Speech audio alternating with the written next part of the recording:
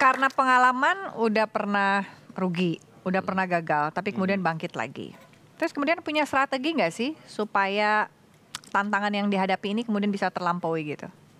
Ya giat aja terus. Jadi kalau misalnya apa ya, terus bekerja aja teh. Jadi strategi khusus nggak ada. Apapun kerjaannya ya saya jalanin terus.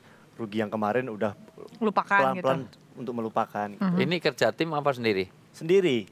Jadi nggak Kalau tim ya ada kru sih, Ada tapi kru, untuk pemikiran lebih banyak memang sendiri.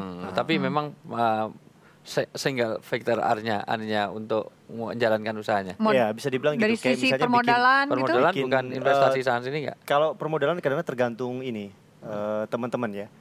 Kayak misalnya dulu bikin FTV, satu FTV itu kita bisa patungan 4 orang, 3 orang. Tapi kesininya karena pembayaran lama gitu ya. Si Angel mundur, yang mundur akhirnya pelan-pelan sendiri mau nggak mau. Dari hasil syuting yang sebelumnya, mungkin dari tanah pernah saya jual juga, itu saya pakai buat modal awal ya.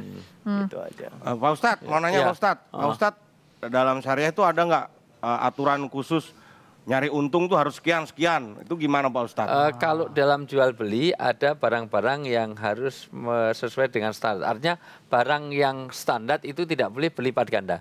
Namanya at-alfa mudha'afa, itu disebut dengan riba. Riba itu misalnya sembako. Sembako itu tidak boleh menjual dengan harga yang melebihi harga pasar. Harga pasar 10.000 misalnya. 10.000 itu tidak boleh terlalu dalam menjadi 20.000. Itu berlipat ganda. Itu Misalnya untuk barang pokok. Iya, barang pokok. Tapi kayak yang non standar enggak apa-apa. Misalnya jual beli ake misalnya.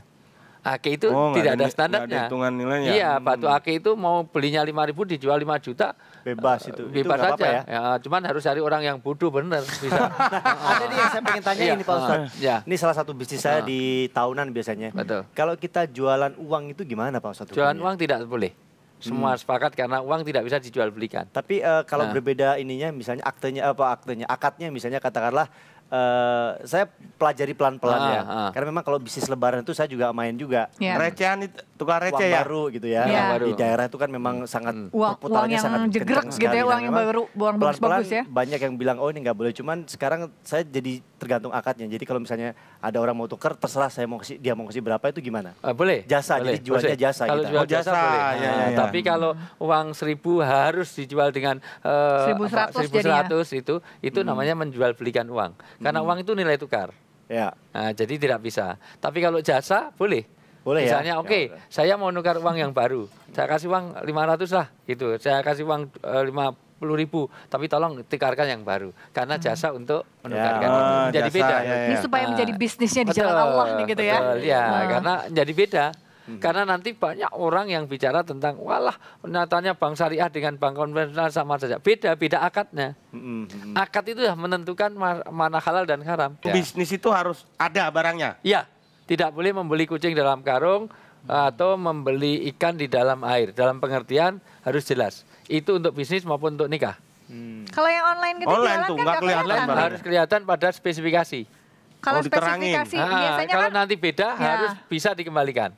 Karena di dalam Islam itu mudah menjual dan mudah membeli. Semua barang yang tidak sesuai dengan spesifikasi harus boleh dikembalikan. Itu. Jangankan itu, di dalam perdagangan orang Islam itu kalau dia tidak cocok karena tidak sesuai dengan yang ini harus mau dikembalikan. Jadi cara yang tidak Islami adalah barangnya sudah dibeli tidak boleh dikembalikan. Ya. Itu tidak Islami. Oh iya. Sama kayak di mall-mall itu ada Iya tuh. sering. Memecah berarti membeli gitu. Oh kalau Pecah itu berarti membeli memang iya. Dan pecahin aja kan udah dianggap beli. Oh iya. Terus kemudian yang ingin saya tanyakan juga sama Uin ya, kan banyak orang yang strateginya nggak berusaha keras seperti Mas Hengki yang lakukan, tapi ada suka yang pakai jalur-jalur lain gitu. Entah itu mesti naruh barang ini supaya usahanya laku, banyak yang datang. Harus ke Gunung Kawi. Gitu. Ada Pak Ustadz itu Pak Ustadz. yang lebih ke arah Terutama itu dagang klinik makanan gitu. tuh Pak Ustadz.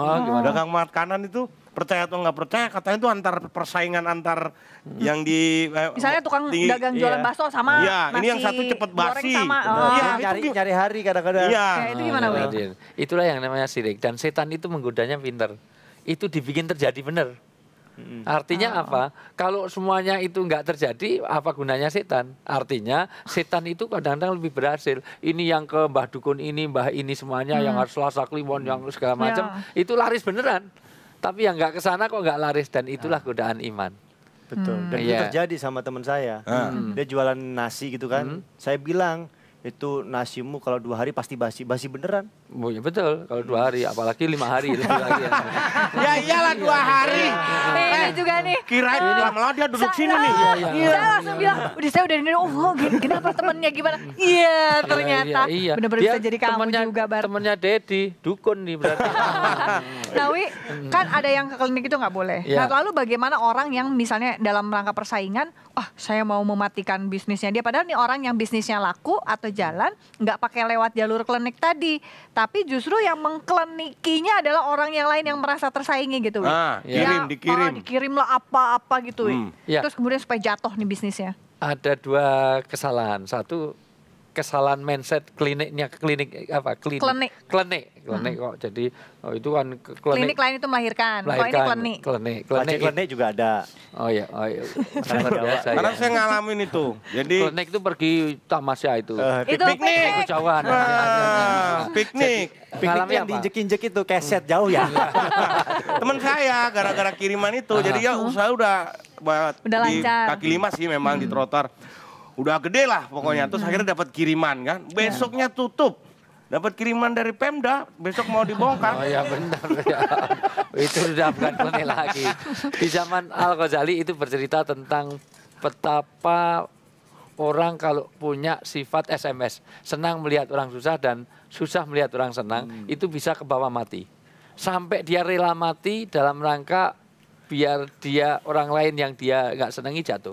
Jadi ceritanya dia punya warung, punya toko, punya usaha yang laris, tapi tiba-tiba sepi karena ada toko baru. Toko baru itu layarnya lebih bagus, servisnya lebih bagus, yang datang ya resepsionisnya bagus dengan penuh cerah segala macam. Tetapi kurang ajar, saya udah lama di sini tiba-tiba tersangi. Dan itu tidak terjadi pada usaha saja, orang cari suara pun begitu, pemilu kada, pileg segala macam kadang-kadang juga seperti kan itu. Banyak ada yang dimandiin dulu katanya sebelum pemilihan gitu kan. Anti itu. Ada juga kayak gitu. Tapi prinsipnya bagus kalau anti itu. Artinya akhirnya apa? Imam Ghazali itu bercerita dia rela mati, nggak apa-apa saya bangkrut, asal yang sana juga mati. Kalau di dalam bahasa Jawa ada tiji tibeh. Ya, mati siji. Mati kabeh. Nah, mukti siji, mukti kabeh. Kalau semua sukses, sukses semua. Kalau dia mati harus mati semua. Saya nggak apa-apa di penjara, tapi orang yang laporkan saya juga harus di penjara. Nah, itu ada yang seperti itu. Dalam dunia politik juga gitu. Saya sudah dijelekkan nama saya, pelapornya juga harus saya laporkan. Nah, itu semuanya. Intinya begini. Oke, saya selesaikan dulu. Akhirnya orang yang terkalahkan ini iri itu bisa dibawa sampai mati, hasad itu hati-hati betul. Karena orang hasad itu bisa sampai mati, itu terbawa. Intinya akhirnya begini, akhirnya dia panggil pembantunya. Hei, aku nggak punya anak, toko banyak, warisanku banyak. Maukah aku berikan warisan ini? Ya pasti mau, toko besar semuanya pembantu kok mau. Tapi syaratnya satu, bunuhlah saya, dan setelah membunuh, pedang yang kau bunuh untuk bunuh aku itu lemparkan ke tokonya si yang baru tadi, yang sebelah. Sehingga nanti semua orang menuduh bahwa ternyata yang bunuh saya adalah persaingan saya itu. Dan akhirnya betul, dia mati betul, rela mati. Tapi juga orang itu harus ditutup tokonya karena dituduh dan terbukti dia punya seolah-olah ada bukti pedang yang untuk bunuh itu ada di toko memfitnah itu. Dan begitu iyakum wal hasada, hati-hati kamu dengan penyakit SMS, hasud, iri, dengki, serai, dahwen, panasten, open, tumbak cucuan, genomor, peratul-atul, fitnah, ghibah, namimah, bakhil, cetil, medit, demit, pelit. Bahasa Inggris itu ya. Ada alang lama-lama nih Pak Ustaz.